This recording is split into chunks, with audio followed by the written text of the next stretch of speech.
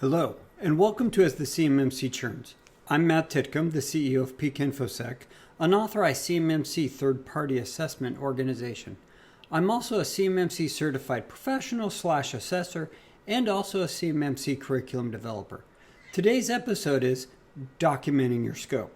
This is also going to be the last in our long-winded series on scoping. Now, got to take us back to the scope. Again, everything starts here within the scope of applicability. Fundamentally, we are documenting your security components, your CUI components, and documenting how you're doing that in order to tell your story to me, the assessor, for what's going to happen during your assessment. Now, that's great, but you're thinking, well, wait, we've got our assessment. Well, again, let's now add in the CMMC assessment scope. Again, these sit within the component groupings. Now, within this context, you're now starting to bucketize and organize stuff, but in reality, you've still got to report for us to do our examinations on everything, how you've implemented 800-171 on all of that. You just don't get to ignore it because it's in one of these asset categories. And we'll talk about that in just a second. So again, this is the context of documenting your scope. Everything we've talked about up to this point has been getting you ready, getting things bucketized, implementing, reporting, and now you're getting ready to actually go and report and do your assessment. Now you need to make sure you've documented it all properly and fully. Now, when it comes down to it, again, we're going to keep pounding this. When you come in for a CMMC assessment, we're primarily looking what's in that yellow dashed line. Now, contractor risk managed assets, yes, we will spot check those. Specialized assets, well, that's dependent upon you doing your job in the SSP and documenting how you've done things properly and fully. And then the other part of this is, you've got what's out of scope. Well, that's subject to negative testing. So again, you need to do your job in making sure all of these are ready. Now, here's the catch-22, and I really want everybody to recognize this. When DoD, otherwise known as DIBCAC, the Defense Industrial Base Cybersecurity Assurance Center, comes and audits you, let's just be honest, it is a full-blown audit. They don't give a crap about CMMC assessment categories. They are not there to do a CMMC assessment. That's a third-party certification. They are there to assess your implementation of 800-171 per your system boundary. They are looking at you at that green line. They don't care. Been there, done it, seen it, tried using these categories with DIBCAC. They're like, thank you for categorizing them, and went right into them in all the detail. Again, you are required to implement 800-171, and if DoD is coming to town to audit you, they're going to look with everything that's in your scope. So you need to be ready at everything in your scope. So again, now we peel all that back. This is really at the foundational level, the type of diagram you should be using, something that's very generic and very blank. But what we really have to do in this context is actually lay in the subcomponents. Now, within each of all of these things, we've really got roles. Now, I'm not interested in assessor, neither was DIBCAC, in your people. We want to know what roles you've created and what permissions you've assigned based on least privilege, separation of duty, etc. to roles. Roles are actually asset categories.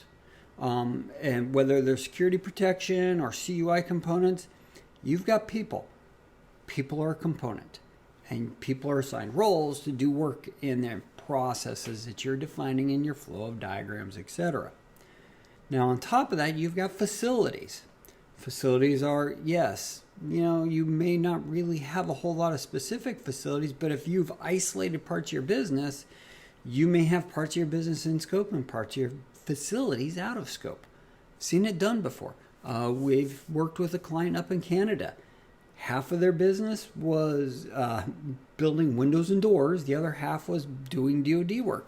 Literally in the same set of warehouses, and they just separated into two parts. So we would show facility part A in scope and part B being in scope because there was CUI being stored in that facility. Now, technology is, again, that's where we tend to dump all the stuff in there, where you're processing CUI, your technical components, etc. Now, these three same subcategories, and really, if you go down the CMMC scoping, the CMMC asset subgroups actually apply everywhere else too. You may have like facilities parts that go out scope. You may have facilities that are solely security protection, and many times your overall building is a security protection. That's your secure system around it, so typically you can put that up there as just that one main component and describe it in detail. But you've got infrastructure engineers, you've got your SOC, you've got that, you've got all the different types of roles that may be properly and appropriately categorized within all those three different subtypes that you need to document. Now, you can kind of see the little pictures on the bottom, so let's throw some pictures in to give you some use cases. So, your learning management system. Yep, that's actually most likely going to be out of scope. The majority of times, that's not used to store, process, or transmit CUI, and it does not protect CUI. Yes, it trains your people who are there to protect CUI. It provides you reports on who's completed their training. But that's all it does. That one, take out of scope. Again, that's per definition and following our flowchart diagrams available on Peak InfoSec. Another good use case is then Office 365 in the cloud. Many people are using this. So in Office 365, that's a technology. Now that's going to be something that is storing, processing, or transmitting CUI for the majority of you. And that's something you would expect to see in that bucket. Now Office 365, likewise, if you're using Defender for Cloud, Defender for Endpoint, Defender for Office 365, we may see that icon duplicated over in the security protection assets. Now, not the specialized. This is a cloud service that they would be offering, and so it would belong over there. Again, they can be in multiple sides. Another use case is actually your safe. So if you do have a physical safe where you are securing and storing CUI, that is not a security protection. That's storing. Components that store, that's where that goes. Now, there's some argument you could put it over in, the security protection assets, and I get it. I'm not going to really argue with you one way or the other. It's physical security and physical protection, but it's being used to actually store CUI as a part of a defined process, etc. So if that's the case, put it in here. If it's just general, I'd leave it in your big facility conversation. And then the last one is roles. Now we've got the normal people. So this could be your engineer, your person on your production floor who's manufacturing your parts. You just need to identify all of the roles in this. Now, I do pictures here. They work well. But in reality, what we do recommend is using a combination of pictures or text in the boxes. Especially when you get to security protection assets, that's a lot easier to give a list in there than it is to try and grab pictures of all these different things. Now, the real reason we want to do this is it gives you and your organization an understanding of the purpose of bucketizing everything in your organization. Now, as an assessor, when I'm coming in and I'm trying to understand your environment, this is my quick reference go-to guide. This tells me how you've grouped and categorized everything visually and quickly to understand your environment. And we do recommend using something like this. It's worked exceptionally well in every SSP that we've provided. We've been through DIBCAC audits. They loved it. So again, this helps them to do their job. The other thing is it also helps to shape the conversation and reinforce the CMMC assessment scopes. Again, they know where things are sitting. It's supported in the text in your SSP. But again, it helps them to not go off the ranch, bring their baggage, as Jeff Dalton would say.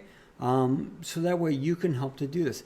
it also helps to reinforce the assessment scope. So if they start asking about your specialized assets and want to interview them, like, whoa, remember, per our diagram, again, this is the diagram, they've agreed upon it, you all have agreed upon it at this point in time, that's in a specialized asset, we shouldn't be interviewing on this.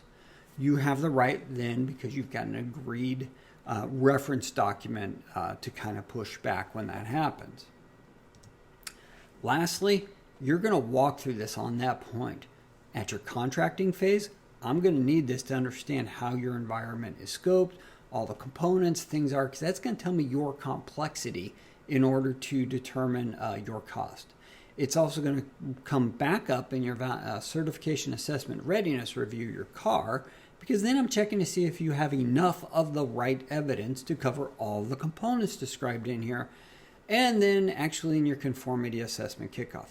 You want to drive these conversations with this diagram. I'm going to be looking for it, but if you've got this, it makes my life easier. Otherwise, in the back of my brain or on something we're maintaining, we're creating a version of this for our reference, and it may be wrong. Sorry to say, everything you're seeing here fundamentally is about controlling the conversation during your assessment. You want to do that, and the more you can shape that assessment and help to define the boundaries, the better off you are. Now, we've talked about your system security plan. We have to briefly talk philosophies here.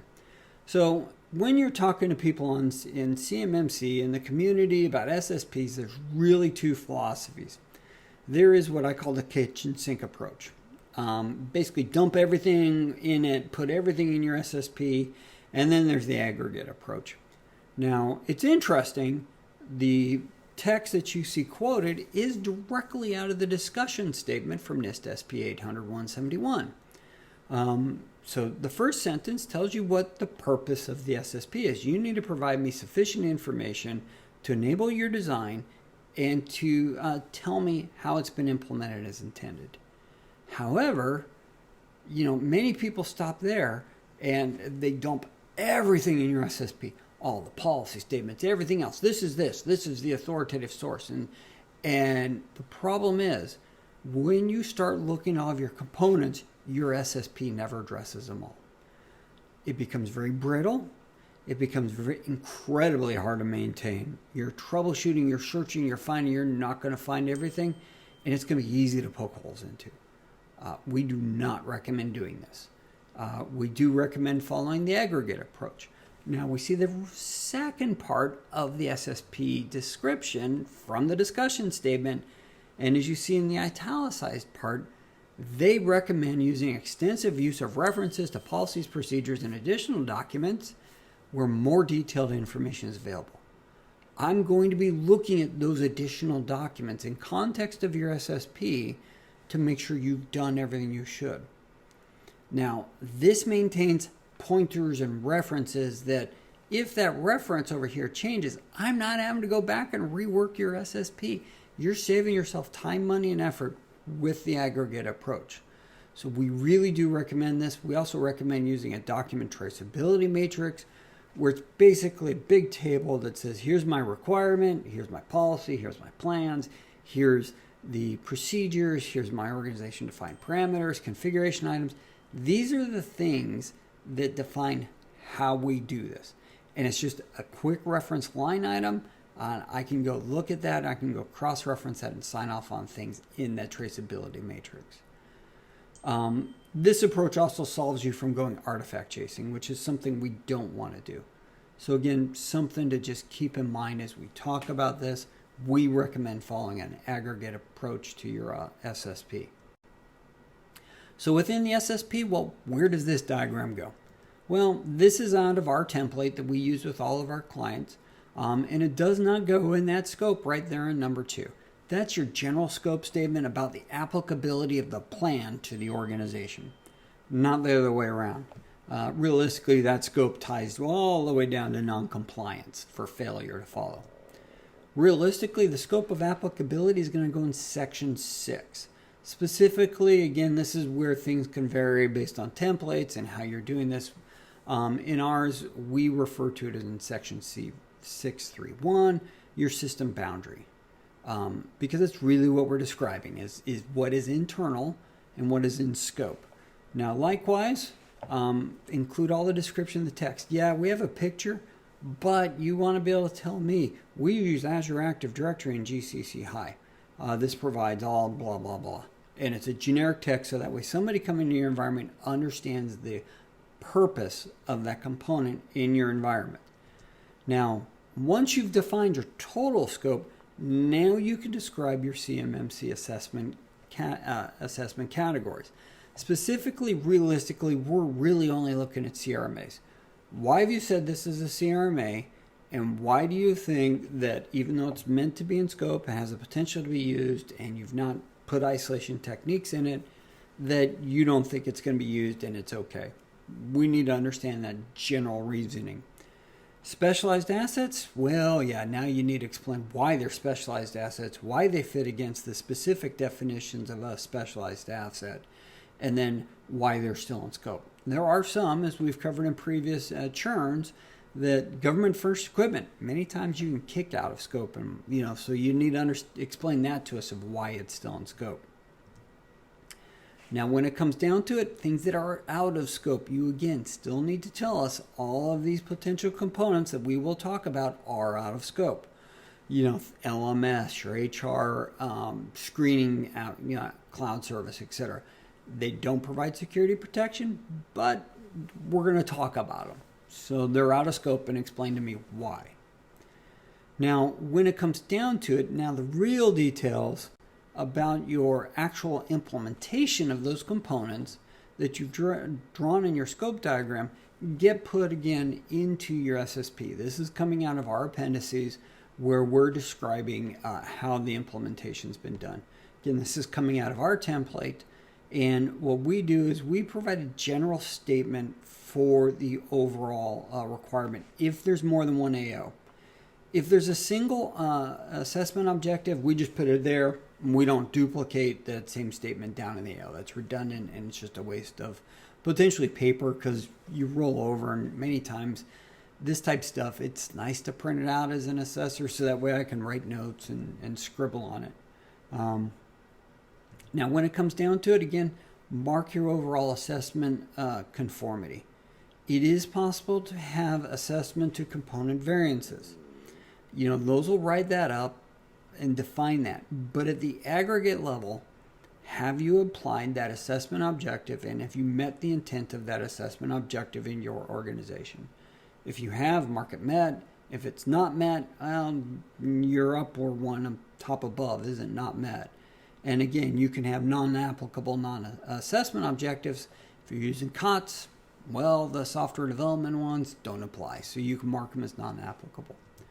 Now, again, provide a general statement for the AO for anything that's in scope. We've applied this assessment objective to all of our in-scope components, and we can, in the supporting documentation, demonstrates where. Now, for anything that does not do that, now you want to tell me in this assessment objective, this component couldn't do this. For example, you're using Cisco Duo for multi-factor authentication. You're using the commercial version. It doesn't give you the ability to do a notice and consent banner. That's why we picked this one. Oh, you would annotate that Cisco Duo Commercial does not provide a notice and consent banner. It's a limitation provided by the vendor, and we recognize that, and so that component is not applicable. Oh, you're using Cisco Duo Federal. Yes, we picked this on purpose.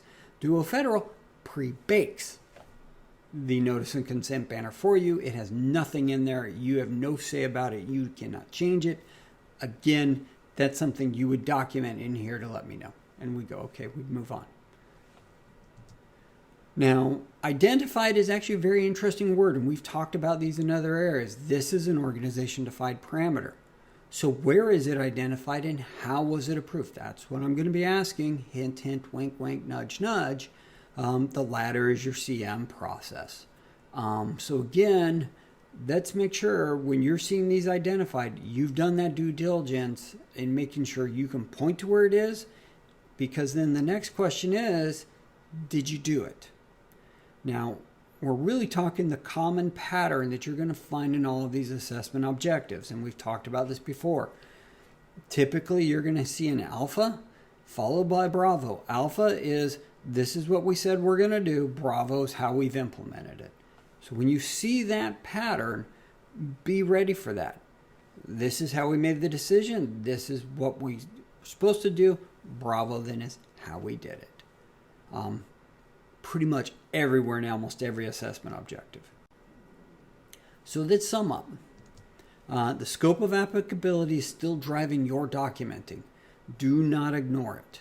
And make sure everything when you're documenting maps and can correlate back to your scope of applicability. Account for the CMMC assessment categories in your SSP. They are just there to define your certification boundary, not your scope of applicability boundary or your overall system boundary. They are different. Now let's re-hit specialized assets. Many people are not thinking they need to do this. Specialized assets fundamentally from us as a C3PO are examination of your SSP only.